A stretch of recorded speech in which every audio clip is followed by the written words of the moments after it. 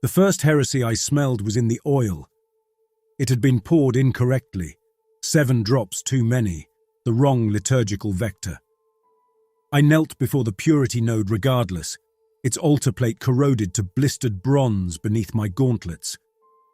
The coolant-stained grating moaned under my weight as I lowered my head and etched the sigil of function with a ritual blade drawn across my palm. Pain sharpened the line, always pain. Above me, the choir thrall vibrated out its unceasing chant, syllables looping in endless circuit until they didn't. It missed a word, a single syllable, inverted in tone and cadence. To a common servitor, it might have sounded like static. To me, it was apostasy coded in song.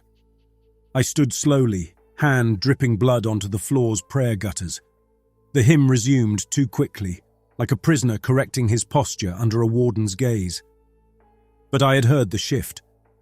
I did not imagine it. Imagination is a form of malfunction, and malfunction is blasphemy. I turned to the choir thrall.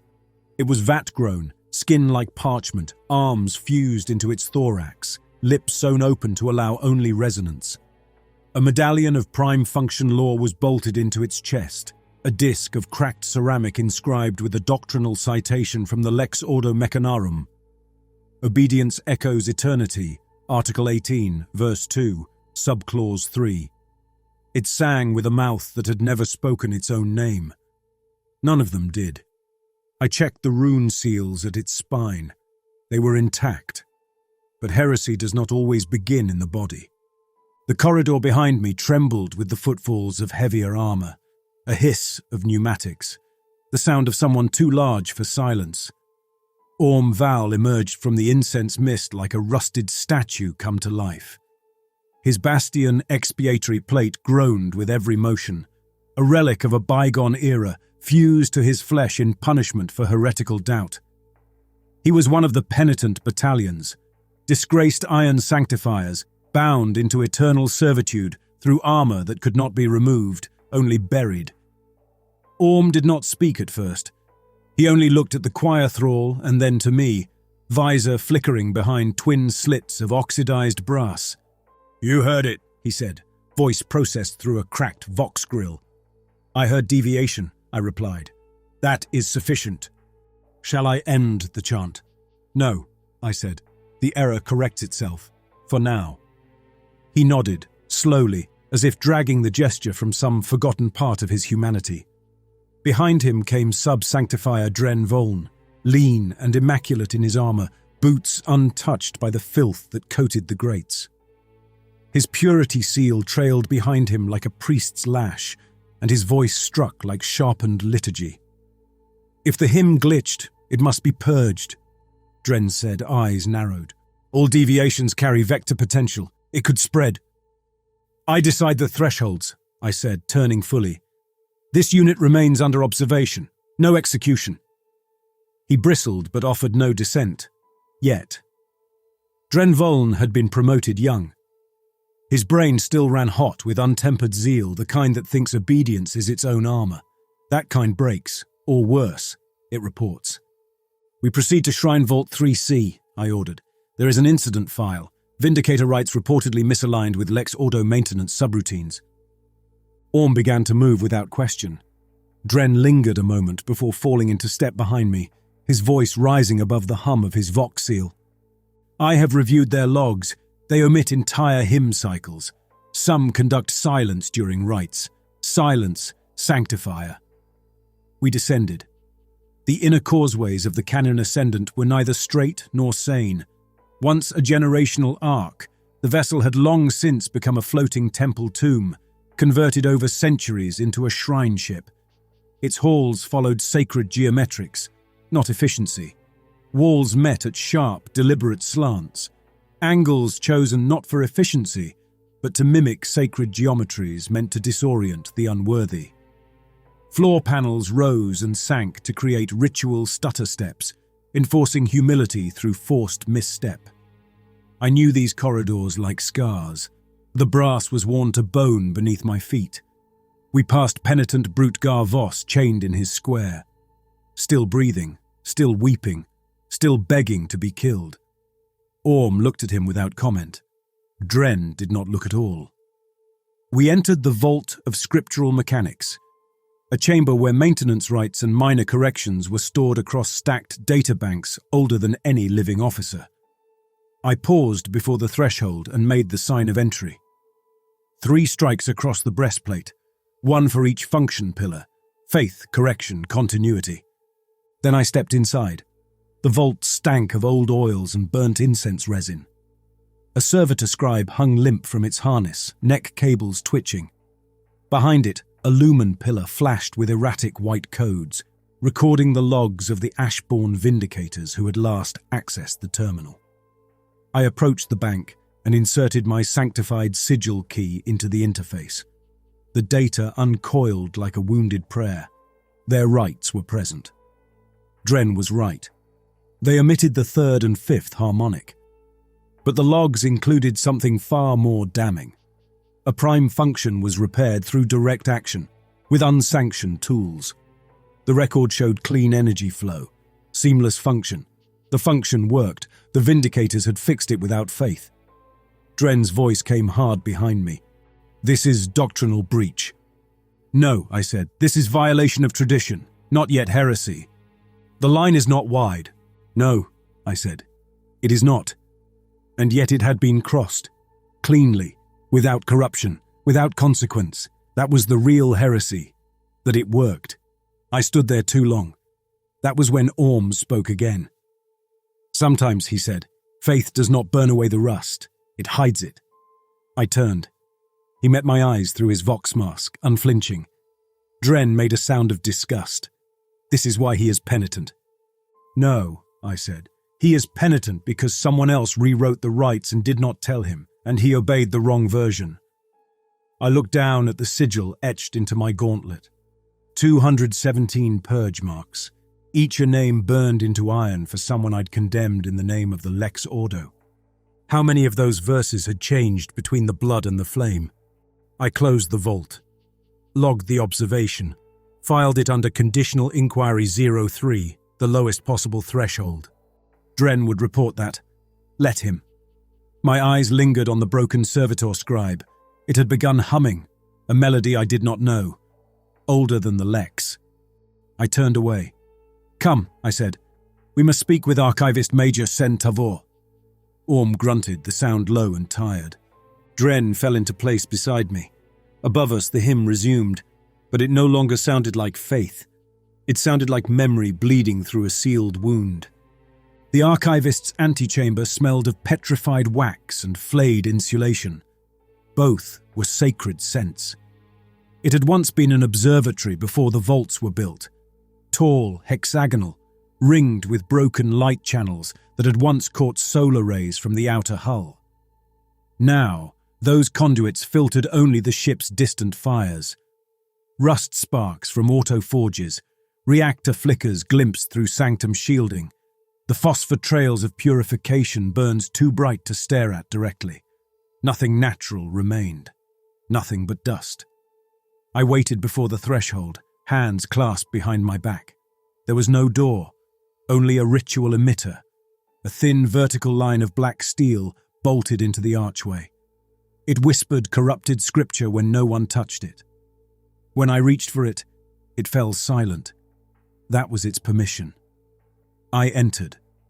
The vault beyond had no proper floor, only layered strata of scroll shards, crystal wafers, oxidized data leaves, and half-fused cogitator relics arranged in uneven dunes. The Canon Ascendant's central archive was not organized. It was entombed, buried in sediment and reverence, catalogued only by those who could still remember which lies were older than the rest. Sen Tavor stood in the center, back hunched like a clasped servo hinge, his robes tattered in vertical strips that trailed behind him like flags from wars no one recorded. He did not look up when I entered. His fingers fluttered across a decayed console plate, brushing dust aside as if cleaning a wound rather than reading a record. Tavor was the ship's archivist major, a title bestowed not by rank but by function. He was the canon ascendant's last living interface with the unfiltered Lex Ordo Mechanarum, a codex of prime faith doctrine so vast and contradictory, it could only be interpreted through implanted Nemo coils and bone-etched index structures. His skeleton, it was said, stored fragments of lore no living mind could safely hold. He turned one ear toward me. It was metal. The flesh beneath it was gone. "Ah," he rasped. "The blade of doubt arrives sheathed in ritual." I offered no reply. Riddles did not interest me. He chuckled, though it sounded like a damaged servo ratcheting backward. "You carry the air of rupture, Sanctifier. Something cracked. You smelled it, did you? Choir deviation. A malfunction in tone rhythm vector 4. "There are many vectors," he whispered. "Some were banned, others renamed. I am not here for games." "No," he said and looked at me. His eyes were unnaturally still, grey and glassy, with the texture of scripture etched beneath the lens. "You are here to question the Vindicators. The Ashbourne chapter has deviated from sanctioned rites. Prime function maintenance without approved liturgical sequence. Silent correction. The data supports it." "Yes," he said, voice slow, trailing. "They are still loyal, but their loyalty is orthogonal." That word struck. Not disobedient or heretical. Orthogonal. Adjacent to truth, aligned to something not yet outlawed but no longer permitted. I stepped closer. My boots crushed fragments of shattered wafers beneath them, each one once a sacred code. The sound reminded me of dry leaves burning under ritual oil. "Do you possess unaltered entries of the Lex Ordo, predating Purity Edict 17 Beta?" "Some," he said. "Fragments, bone memory copies. Dangerous things. I require one." "Do you?" His smile did not reach his eyes. "Or do you require the idea of one?" I said nothing. He gestured with one shaking hand toward the left mound of shattered scrolls. "There, beneath the 7th stratum, cylindrical shard, copper-etched, pre-theocratic calibration." I bent and unearthed it. The shard was cold, heavier than it should have been, inscribed with rotating microglyphs, text too dense to read unaided, designed to be sung rather than read. This was not just data, it was a canticle code. Ancient. "Read it aloud," he said, as though testing me. I did not. Instead, I slipped it into my private reader port, behind my left shoulder plate.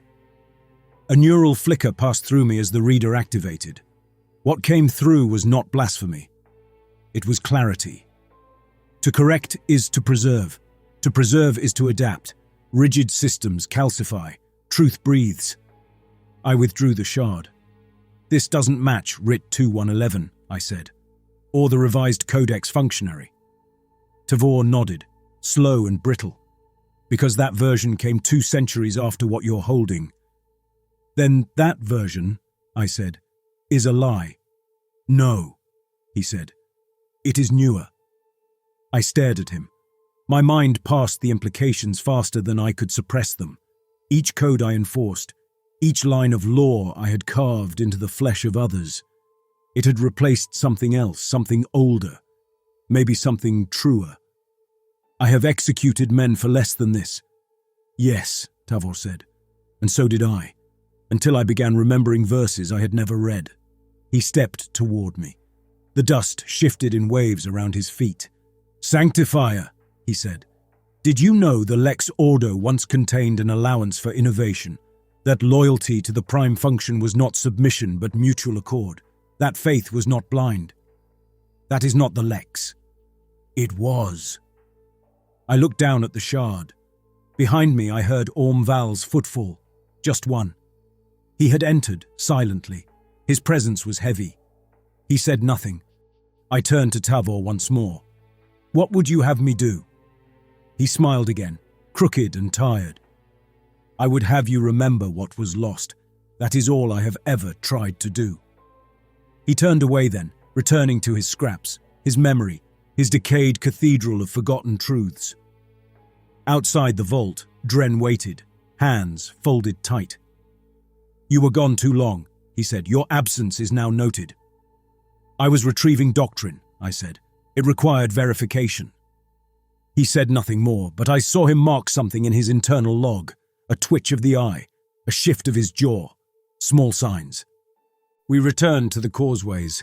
The vindicators awaited us. The Ashbourne vindicators were not heretics, not openly.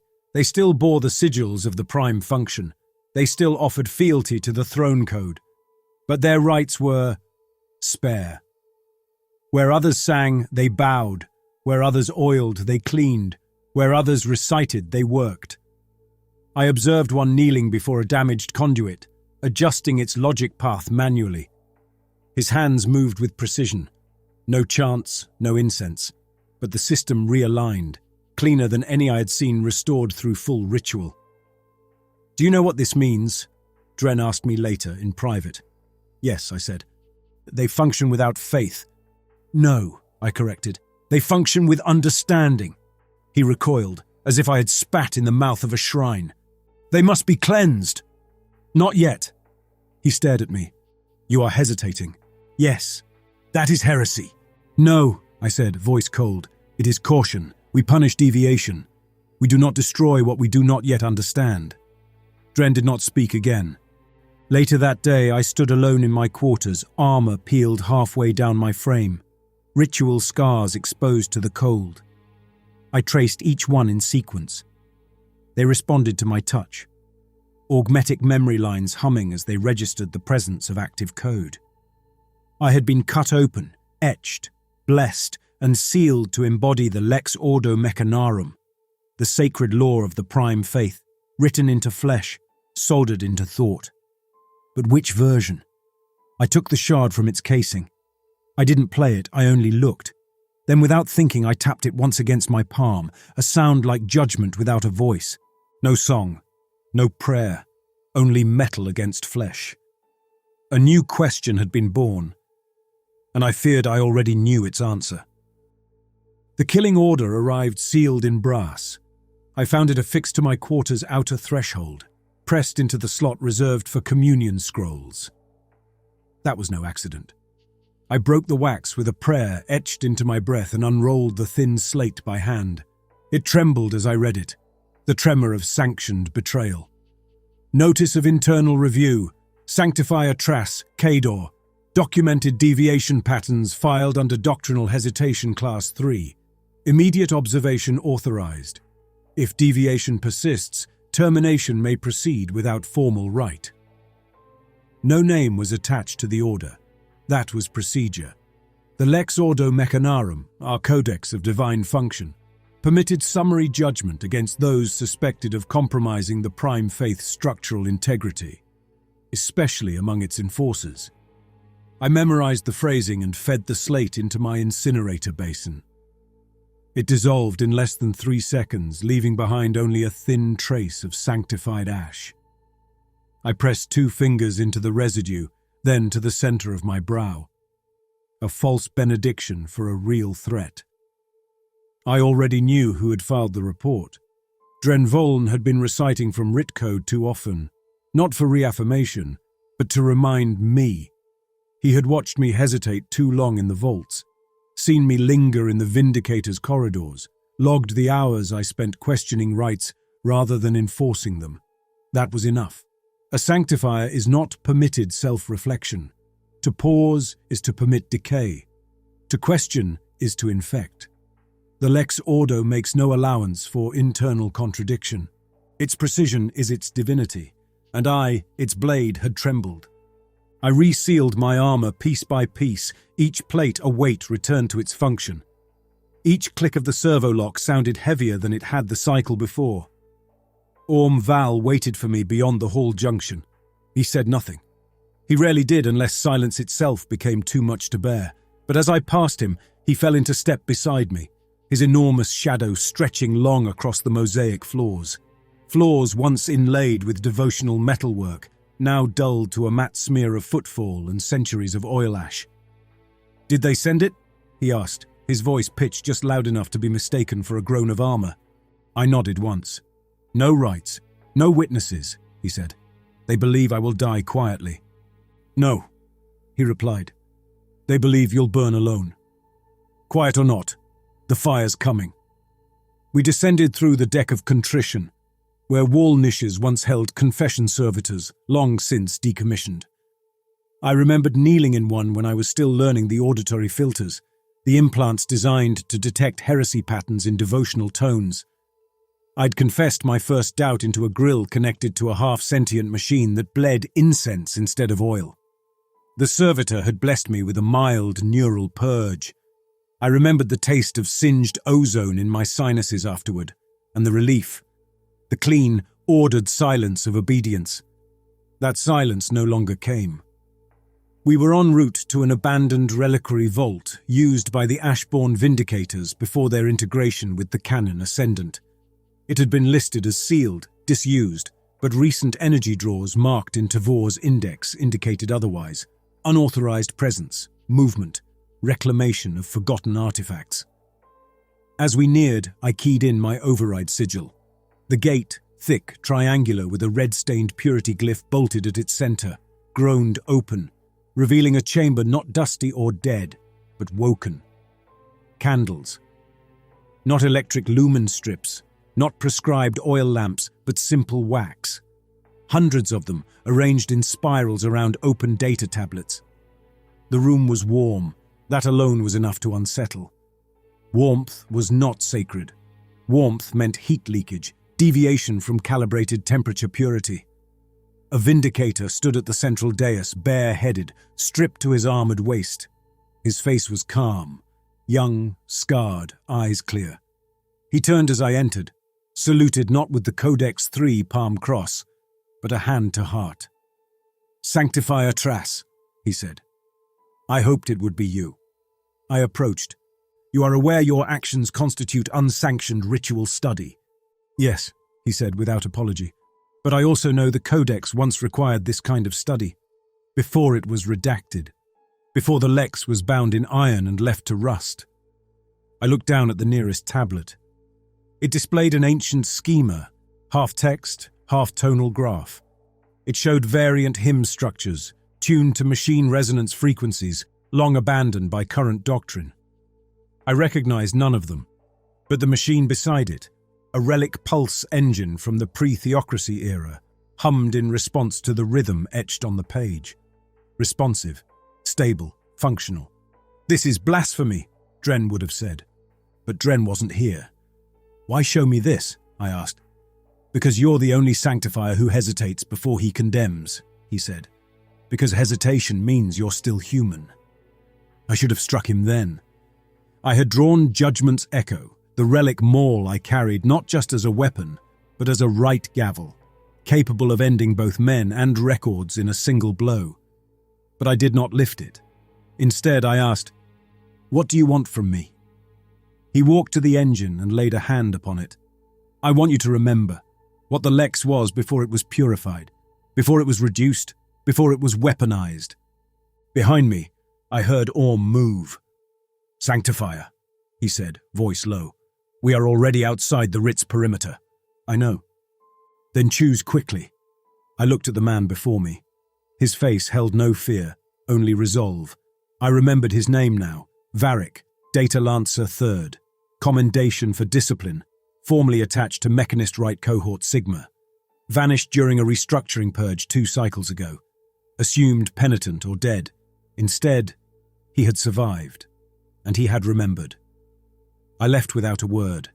We returned to the sanctum vaults in silence. Later, in the private chapel annex reserved for high-grade memory sealings, I activated the relic shard once more. The data scrolled across my inner vision. Clear, ancient. I copied it to a secondary core hidden in my armor's sublayer. A violation punishable by vaporization.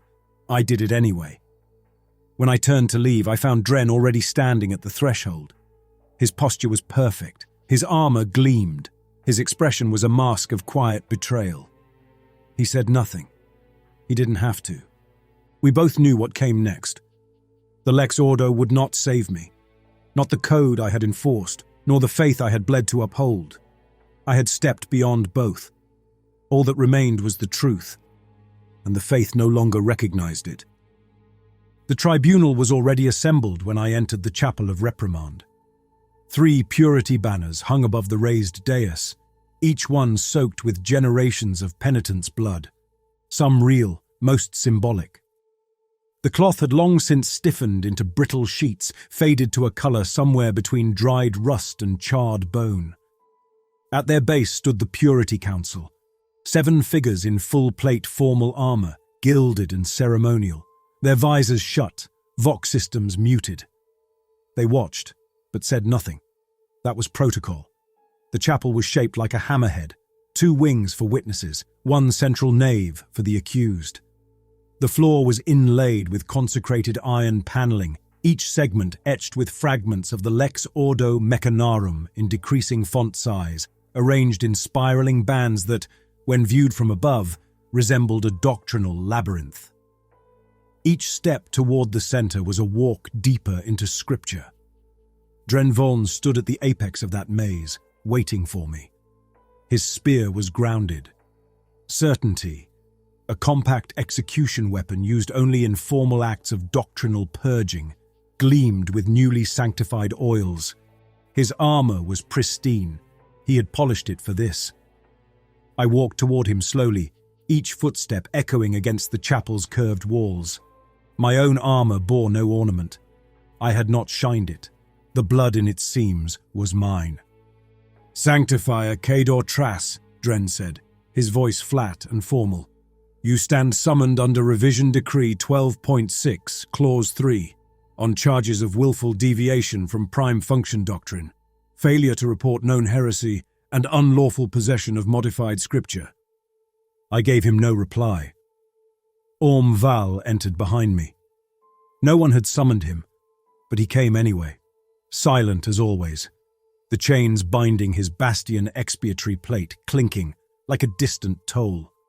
He took no place of authority, no seat. He stood in the chapel's shadows between 2 support pylons, like a gargoyle whose faith had long since calcified into warning. Dren continued. "You have been observed delaying executions. You have withheld findings. You retrieved forbidden text fragments from an unsealed reliquary without council oversight.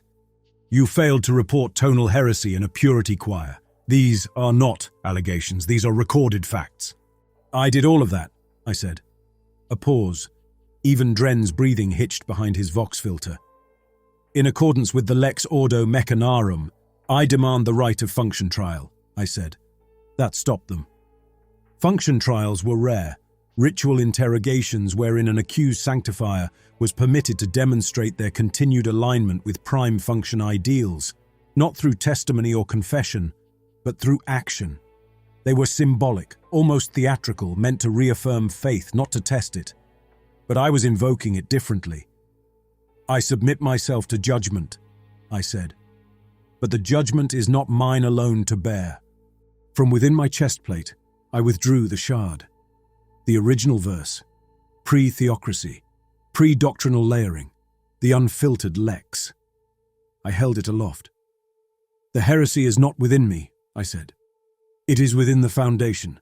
The lex has been rewritten. The prime faith has been re-engineered to serve silence, not truth.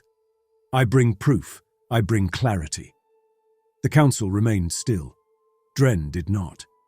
He stepped forward, voice sharp. "This is blasphemy. You present falsified code, unauthenticated scripture, disavowed history." "No," I said. "I present evidence that the Lex Ordo was once a living system, that it was written to evolve, not ossify. That understanding, not repetition, was its sanctity." Dren drew his spear. The motion was slow, ritual perfect. He aimed it toward my heart.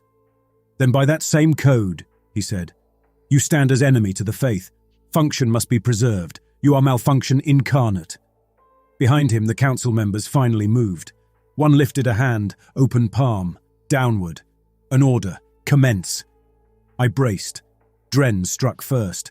The spear came in low, a surgical thrust meant to pierce my lower torso and disable my motion systems. I caught the haft mid-strike and pivoted my weight, redirecting the blow into the sanctified flooring. Iron cracked. Scripture shattered beneath the impact. Letters of doctrine flaked into the air like embers. We fought in silence. It was not permitted to speak once the function trial had begun. not by law, but by tradition. Every sound was judged, every motion weighed. Dren was faster, younger, sharper in the joints, more practiced in the codes of motion dueling.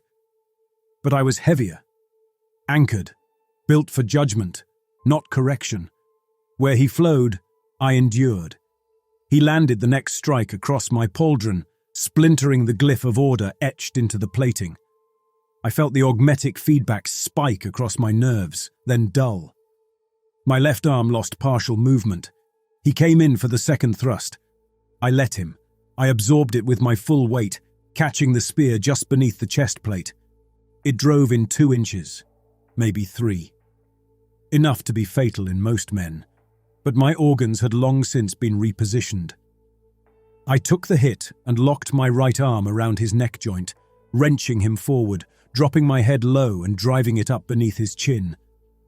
The sound was brief. A snap. No scream. He staggered, disoriented. I wrenched the spear from my own chest and turned it on him. Certainty, his weapon, became mine. I did not strike him with it. I set the spear down carefully. Then I turned back to the council.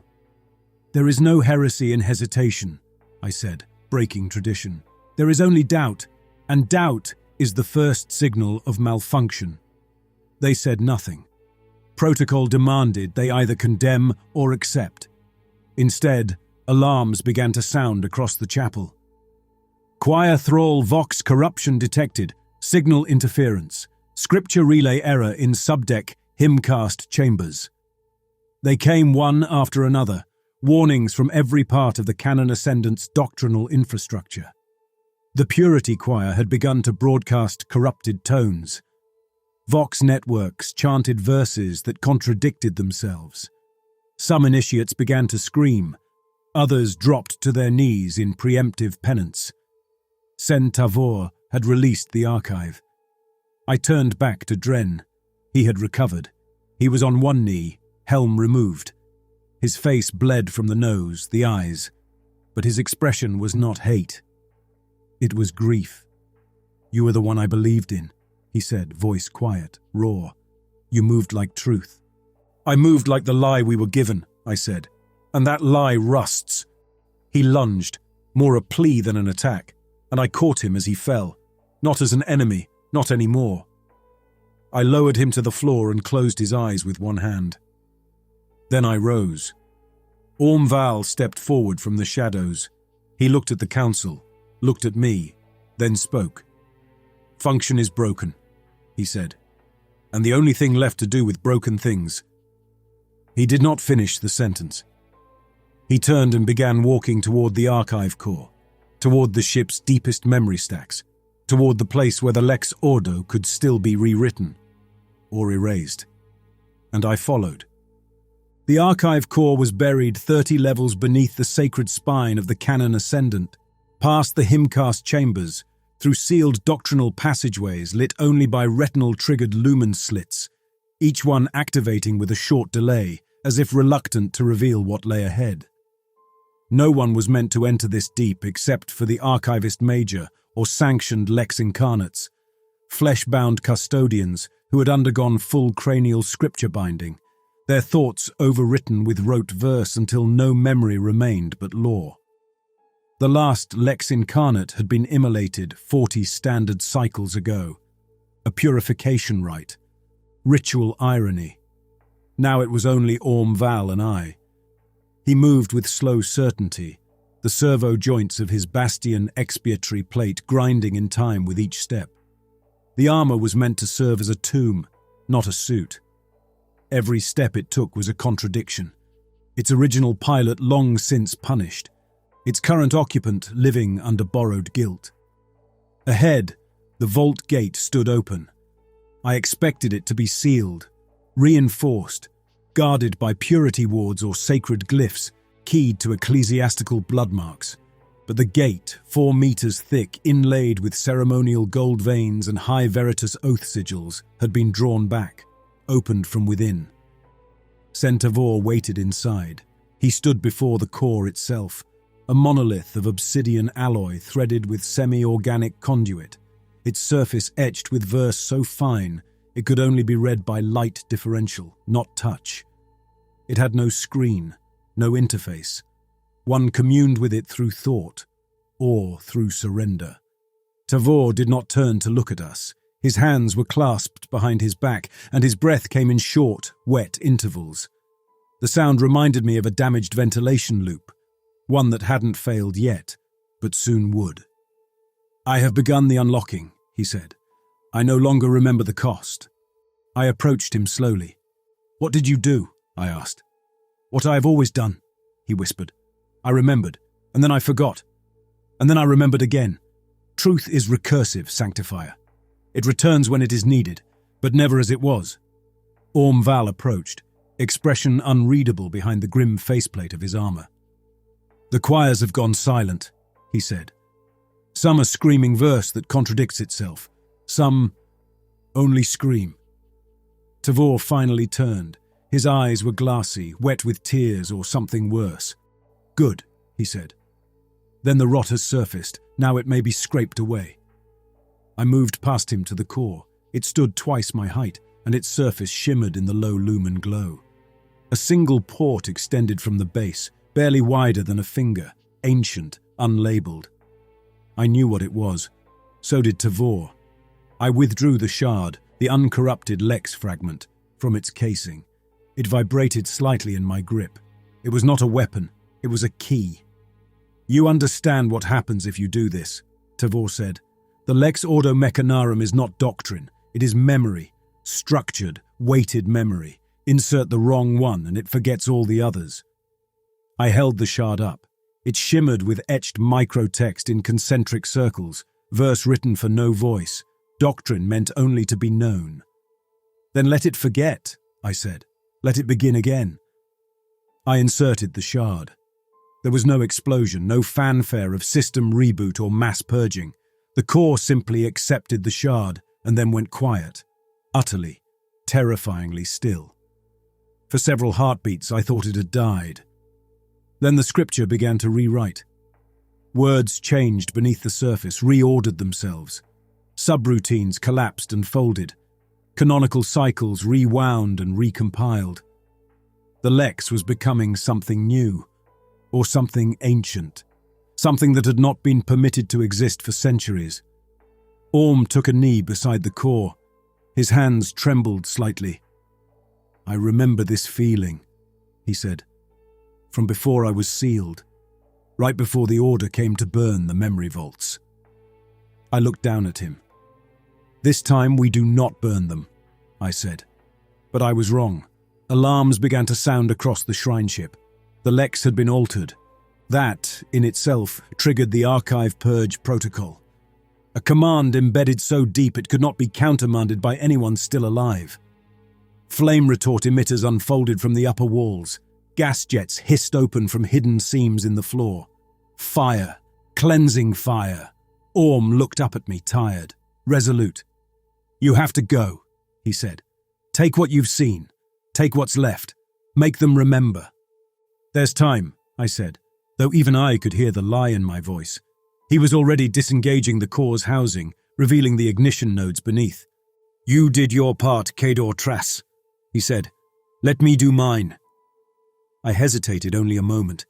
Then I turned and ran. I reached the escape cradle with less than 3 minutes to spare. The sanctified launch hull had not been used in over a generation, but its manual seals still recognized my clearance glyphs. Ritual access overrides keyed to dead sub-commands from ancient siege doctrine. I climbed inside, slammed the hatch, engaged manual drop. As the cradle disengaged, I saw fire flood the corridor behind me, pure and white. Ritual flame, purity fire, the kind that leaves no record. Orm Val would be part of it now, his name gone, his armor slag, but his memory, no longer contained in code, was carried in me. I watched from orbit. The cannon ascendant burned from within, 1,000 tiny ruptures leaking flame like veins spilling light. It did not explode, it bled. One by one, the choir nodes went silent. The hymncasts died. The Prime Faith's most sacred relic became just another corpse adrift among stars. I did not pray. There was no one left to answer. Not the Prime Function, not the Lex Ordo, not the empire of rusted belief I had once served. I drifted into void, no chart, no guidance, no return vector, only a memory core in my chest plate and a doctrine that no longer fit any name. I closed my eyes, not to sleep but to remember. Seek truth, burn lies, even if it costs your soul.